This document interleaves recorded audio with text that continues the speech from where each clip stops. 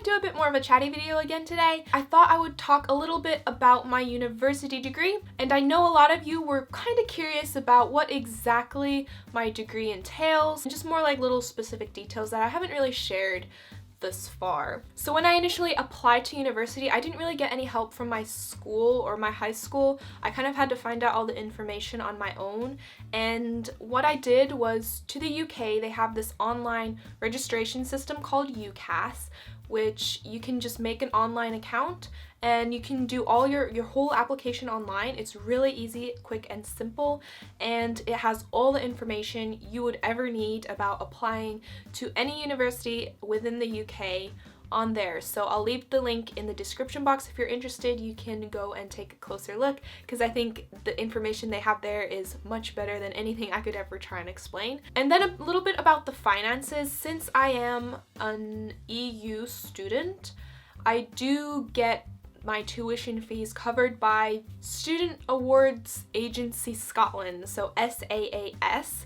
Basically what you do is you apply to this agency every year asking for them to cover your tuition fees, and then if you are either from Scotland or outside of the UK as an EU student, you will be able to, I think it's like 99% of the time, they will accept your application and cover your tuition fees. So again, if you're interested to find out more about that, I'll leave the link in the description box. And so that was basically my application process. I think I started my application somewhat in October, the year before I was going to university. Actually, I took a gap year, so the October during my gap year, and then I think the application deadline was like January, beginning like mid-January, I think.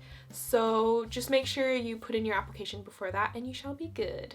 So what my degree is called is an MA in psychology, and now this confused me at first. I'm going as an undergraduate, but is this a master's degree? But no, it's not. It's just the wording. I think it's a very old Scottish thing. Like, they call the humanities degrees like MA of something something, because there's two different paths you can do with psychology. You can either do a Bachelor of Science or a Master of Arts degree. My degree is a Master of Arts. Because I didn't take enough math and science in high school, I would not have met the criteria to apply to the Bachelor of Science degree, so that's why I'm doing a Master of Arts, even though I would have preferred to do the science. Okay, I'll try and explain it in a way you understand. So in a full year, so semester 1 and semester 2 together, you have to do 120 credits.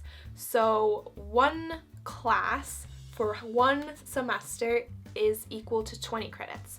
So basically you can do 3 classes per semester, 20 credits each. So one of the main reasons I really like the Scottish system is that it's quite flexible in giving you options to do stuff outside of your course. For example, this year my only mandatory class was Psychology number 1, which was a 40 credit course, which meant it ran through semester 1 and semester 2. So that's 20 plus 20, so it's 40 credits. And it lasted the full year, which means that I needed to choose 80 credits of outside curricular subjects. So I was actually doing more outside subjects than I was doing psychology.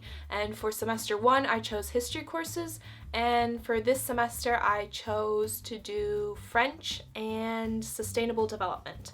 And next year it's pretty much the same. I'm gonna have psychology 2 and like a math statistics sort of course, so I'll have to choose 3 outside courses. Well, for me personally, I could pretty much choose anything that the school offered except for dentistry, veterinary, and medicine. So yeah, I'm not sure what I'm gonna do next year yet, but we shall see, because there's so many options. It was actually really overwhelming to try and narrow it down to something.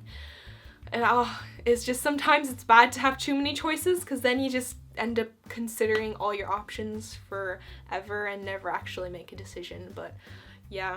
So specifically, what did my Psychology 1 course entail? So I have my laptop here. I just opened up my psychology course page.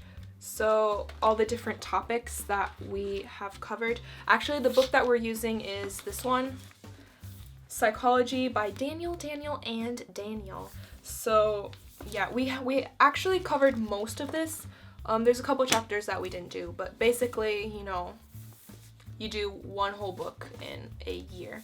And for the semester 1, the topics that we covered was, sorry, I'm just reading off my laptop. I haven't memorized this by heart. Introduction to Research Methods and Statistics. We did differential psychology. We did cognitive neuroscience, from neuron to consciousness. We did perception and learning. And then this semester we did a bit more of research methods and statistics.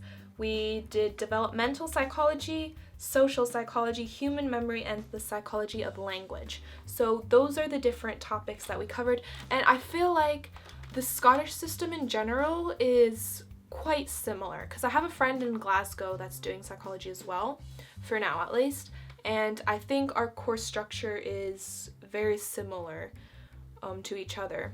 She's doing a joint degree at the moment, so she obviously, her course selections were a bit more restricted than mine because I had so many optional courses I could choose. If you're interested to know, my favorite topic was probably neuroscience. I even attended a neuroscience conference that was for psychology and medical students, and I just find the neuroscience and neurology stuff to be the most interesting, like the whole biological and chemical aspect of your body and your brain. That's just what I'm interested in personally. But again, I think the teacher has a lot to do with it, because I found myself being interested in a lot of topics that I would normally just not care about at all. Like, for example, developmental psychology. Honestly, I'm not really that interested in the development of children, but the teacher was really, really good, and so I really enjoyed those lectures. So just out of curiosity, I was wondering what subjects you guys are interested in. Personally for me, as outside subjects, instead of just psychology, I think the things that most excite me is the whole sustainable development, because I'm interested in like environmental sustainability. But yeah, I think that just about wraps things up. Hopefully that was clear enough, and I guess that just about concludes this video. Till next time.